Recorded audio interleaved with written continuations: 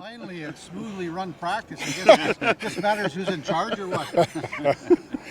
Nah, we do the same things, man. It doesn't matter. You know, coach has to go somewhere. These guys are professionals, and the coaching staff here, we're just going to just go like clockwork. How far ago did you know that this was going to be the case? Long time ago. Yeah.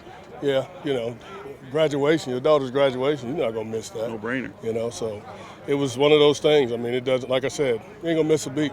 Mm-hmm. How many times has Chris called you, though? Once. Once? Okay. Once. How many times has he texted you? I hear you text a lot anyway. Well, like he's Speedy Gonzalez with the text. So, you know, we text you one time in that session, you might get 5 or 6 of them right then. But yeah. Nah, you know, we keep an eye on everything, and we stay in touch and let him know what's going on and everything like that. Sat on the field through camp. Tell me what your thoughts are and what you've seen on both sides of the football so far. Well, I'm known as the angry one, so I'm never satisfied. I'm never happy. But I mean, the way these guys have come out in the first part of camp, I mean, it's been tremendous. I mean, their effort has been like we haven't seen in a lot of camps dating back for a while.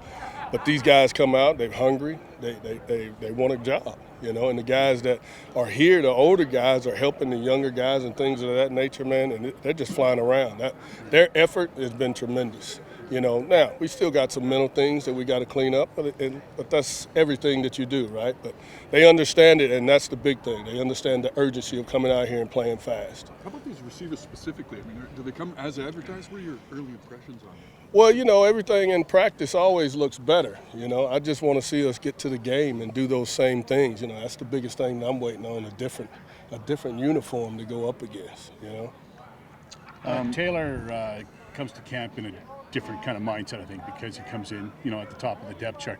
What have you noticed different about him this year and what he learned last year and how it's kind of affecting him through camp so far? Well, he's always been professional and businesslike, but he's a little more relaxed now, you know, and that comes with the territory. But, you know, just seeing him not be so uptight in the moment, now he's a little more relaxed. There's a lot of laughing, bugging, joking from him, things of that nature. And you got to see that from him, you know.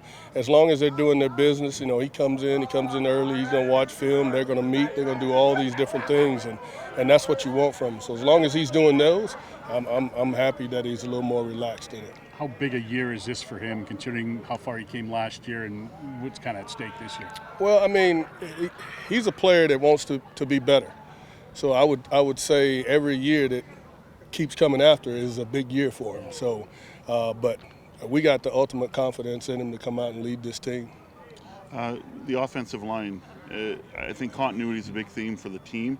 I think continuity is a theme for the offensive line that you're trying to grow with the group. You made some changes, but what do you see out of the O-line so far in camp, and how important is that continuity? You can't keep changing on that side, right?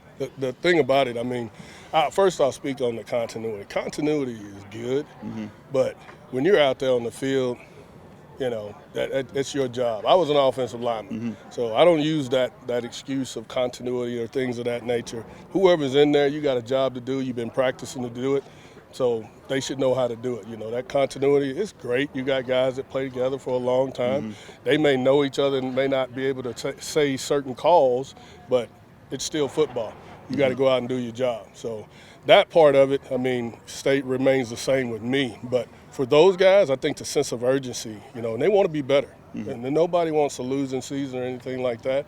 And last year was a fluke for us because that's not who we are. And I think those guys have taken the challenge among themselves to be better and to lead this team, because it's an offensive line. If they don't go, we don't go. Change the coach at the O-line. How much does that mean to guys? Just a different message from a different guy. Well, Stephen. I mean, not blaming anybody. But No. I've worked with Stephen and trust him wholeheartedly, you know, to execute the things that we want to get done. And he's the second angriest person on the offensive staff. So, you know, he's always going to stay in those linemen's butts and make them do what they're supposed to do. But they respect him. He brings a great deal of knowledge, and that's key. Looking forward to Monday? Oh, yeah, big time. I look forward to every day, though. Yeah. How much has camp changed now that you're kind of in that window of game prep? And also a camp evaluation too. Nothing really changes camp except injuries. Right. You know, we're in that mode of guys still trying to make the team.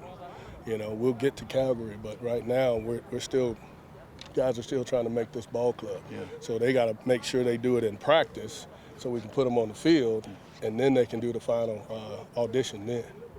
And they got a small window to prove it, right? It's Very 2 small preseason window. games, and they don't get a lot of it. That's the way it is. That's the way it is. Thanks, Mac. Thanks, Steve. Good. Appreciate it. Thank you.